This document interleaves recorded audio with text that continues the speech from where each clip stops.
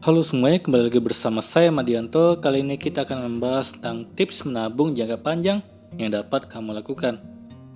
Tips menabung jangka panjang penting kamu lakukan dari sekarang. Dalam praktiknya, banyak yang masih gagal dalam menabung jangka panjang. Contoh, menabung untuk jangka panjang yang menyisihkan uang untuk DP rumah atau biaya kuliah anak. Dibutuhkan ketekunan dan juga usaha cukup keras supaya bisa menabung jangka panjang agar bisa sukses. Tabungan jangka panjang biasanya sulit tercapai, bahkan banyak yang tidak bisa mewujudkannya sama sekali. Untuk itu, kamu bisa pelajari beberapa tips menabung untuk jangka panjang berikut ini. Yang pertama, tetapkan target. Agar proses menabung bisa berjalan dengan lancar, solusinya adalah dengan menetapkan target atau tujuan menabung. Kalau target atau tujuan dari menyisihkan uang sudah jelas, tentunya ini akan menjadi motivasi saat menjalani proses menabung. Misalnya saja target menabung adalah berlibur ke luar negeri. Saat ada godaan untuk menyisihkan uang, kalau mengingat target atau tujuan tersebut, maka semangat menabung kembali lagi.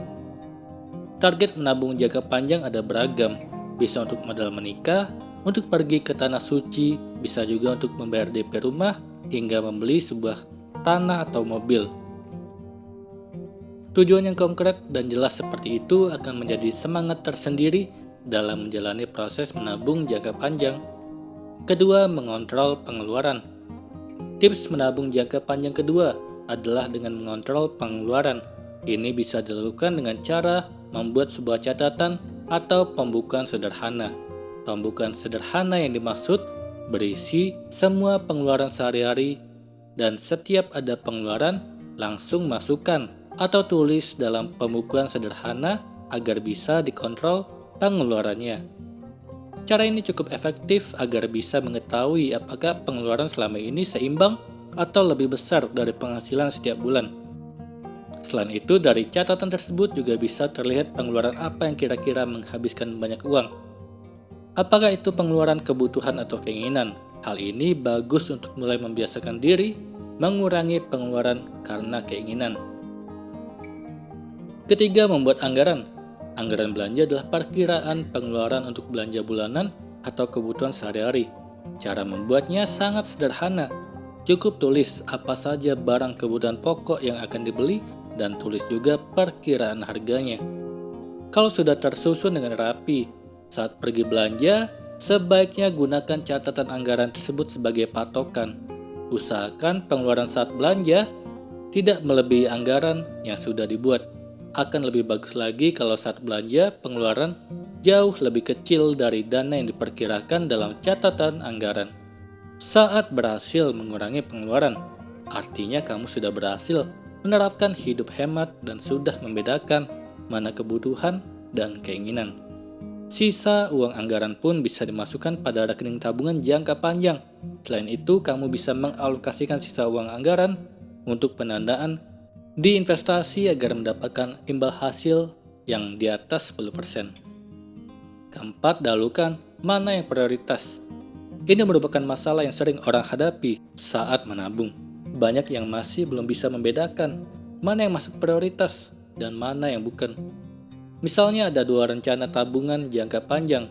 Satu untuk membeli mobil dan satu lagi untuk biaya kuliah anak. Untuk menabung kuliah anak tentu perlu waktu yang cukup lama. Untuk tabungan membeli mobil, artinya itu kebutuhan yang bisa dipenuhi dalam waktu dekat. Jadi prioritas utama adalah mencapai target membeli mobil dan sisanya untuk tabungan kuliah anak. Kelima, pilih produk keuangan sesuai kondisi. Produk keuangan di sini bisa berupa investasi seperti reksadana, saham, logam mulia, atau mengambil asuransi. Agar menabung jangka panjang bisa berhasil, produk investasi atau asuransi bisa menjadi solusi tepat. Asuransi pendidikan juga bisa sangat membantu untuk mencapai target biaya kuliah anak di masa depan. Sementara produk keuangan seperti reksadana bisa menjadi salah satu opsi yang bagus untuk memiliki tabungan yang menjanjikan di masa depan. Kamu bisa membeli reksadana yang sudah berizin dan diawasi oleh otoritas jasa keuangan di berbagai aplikasi seperti di Investri, Bibit, Bareksa, dan sebagainya. Itulah beberapa tips menabung jangka panjang yang perlu kamu ketahui. Untuk bisa mencapai target menabung jangka panjang, perlu usaha dan niat. Semoga ini bermanfaat. Sekian dan terima kasih.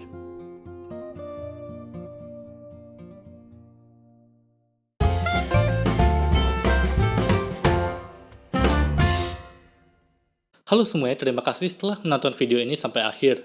Jika kalian punya saran, silahkan tuliskan di kolom komentar video apa yang harus saya buat untuk selanjutnya.